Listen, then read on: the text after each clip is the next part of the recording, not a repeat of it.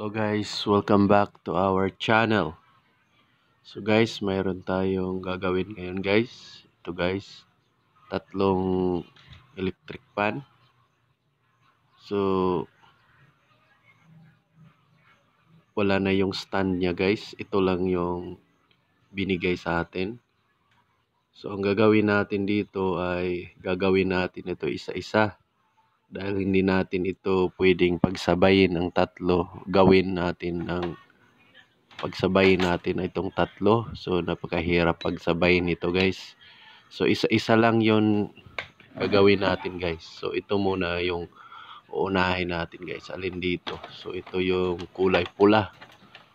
So ito yung uunahin natin guys. So hindi na natin ito isaksak doon sa outlet. So kukuna na lang natin siya directly ng resistance. So gano'n naman yun guys. Pag may resistance, iikot talaga yon dahil may resistance siya. Pag walang resistance, hindi talaga iikot yun.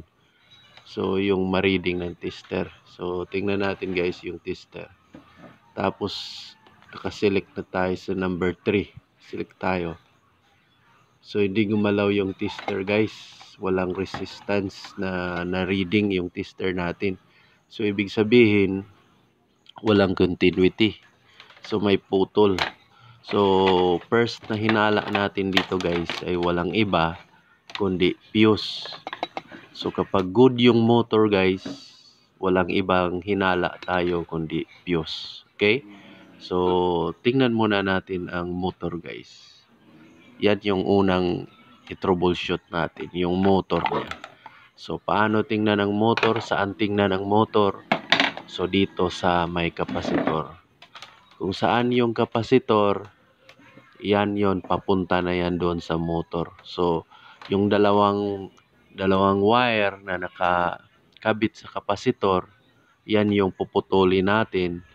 Tapos, yan yung itetest natin kung good ba yung motor para masabi natin na good yung motor. So, kapag good yung motor, ibig sabihin, confirm na yan na fuse talaga ang sira. Okay? So, putulin natin siya guys. So guys, habang nagputol tayo, promote muna tayo ng ating channel. Paki-like, subscribe, and share. Ang video na to ay para lang sa mga beginners, sa mga nag-DIY, dahil basic lang ang tinuturo dito. So, another basic tutorial na naman tayo ngayon guys sa isang electric fan. So, ito guys, balatan natin yung pinagputulan natin sa kapasitor. So, dito tayo magte-test para malaman natin na good ba yung motor. So, test natin siya. Kapag may na-reading yung tester natin, kapag may na-reading siya na resistance, ibig sabihin, good yung motor. Wala tayong problema doon sa motor. Okay? Tapos, yun na yung hinala natin. Confirm na yung hinala. So, gumalaw guys. Yan. So, mayroon siyang resistance. Ayan. So, mayroon siyang resistance, 500 mahigit ohms. So,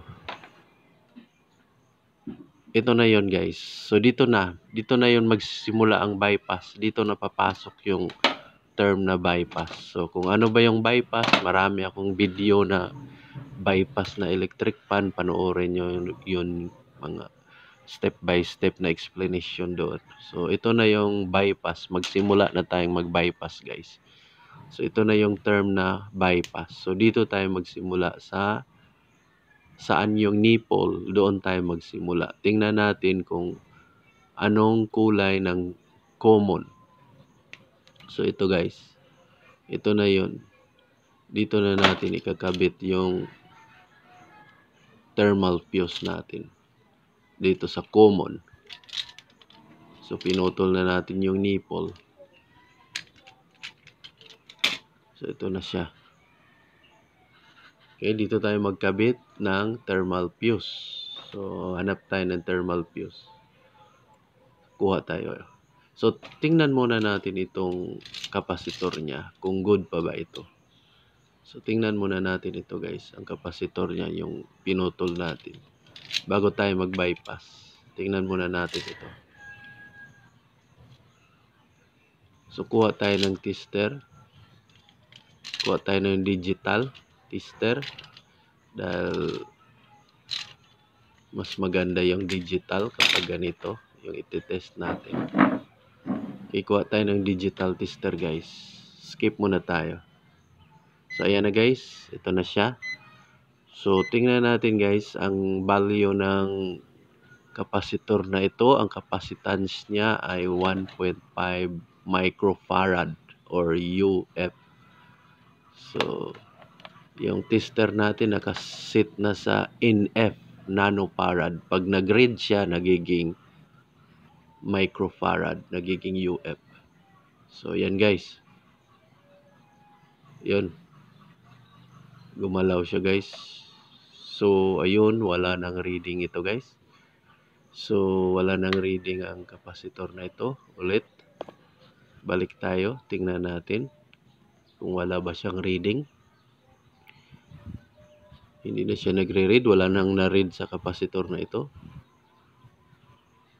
Ito guys. Yun.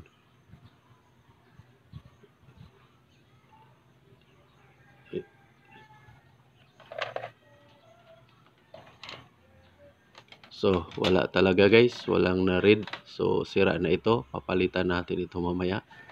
Dahil wala nang na-reading yung tester natin. Wala nang capacitance yung capacitor niya. So, ito guys. Ito yung ipapalit natin. 1.5. Bago ito guys. So, bago itong ipapalit natin. Yan. Kunan muna natin siya ng capacitance.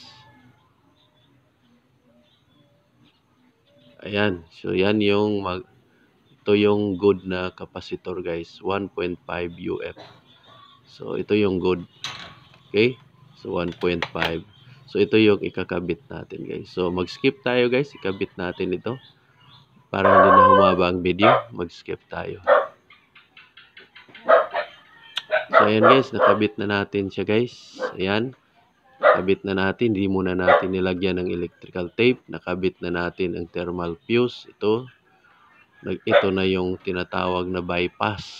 So, again, mag-bypass tayo. Marami tayong video kung ano ba yung bypass. So, hanapin nyo lang yung mga video natin guys. So, ayan guys. Nandun yung explanation saan ikabit. Dito ba sa kulay pula o sa kulay itim na ng capacitor. So, saan ba ito ikabit yung bypass guys? So, nandun pa rin sa ibang video natin guys yung explanation. So, ikakabit natin ito sa ayan, dito tayo magkukuha ng resistance. Dito tayo magsimula. Tapos, hanapin natin yung pagkakabitan natin ng wire na may fuse. So, ito. So, hanapin natin kung saan talaga ito karapat-dapat ilagay. Sa kulay pula o sa kulay itim ng kapasitor. So, guys, yung secret dito ay doon mo ilagay sa may pinakamalaking resistance. Ito guys, yung may pinakamalaking resistance. So, doon mo siya ilagay para hindi baliktad ang ikot ng electric fan mo. Yung hangin niya nasa likod kapag baliktad ang pagkabit.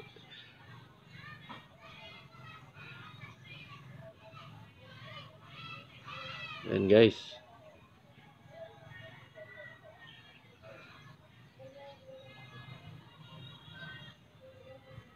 So, doon natin ito ikakabit sa may pinakamalaking resistance, 560 ohms. So, doon tayo magkakabit. Hindi tayo magkakabit doon sa 200 mahigit. So, ito.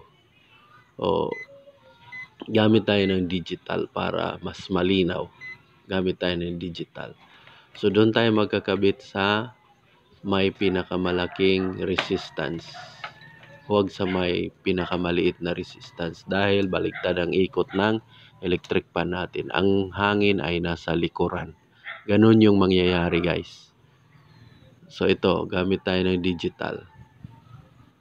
So tingnan natin yung may pinakamalaking resistance, doon natin ikakabit. Doon tayo magbabypass.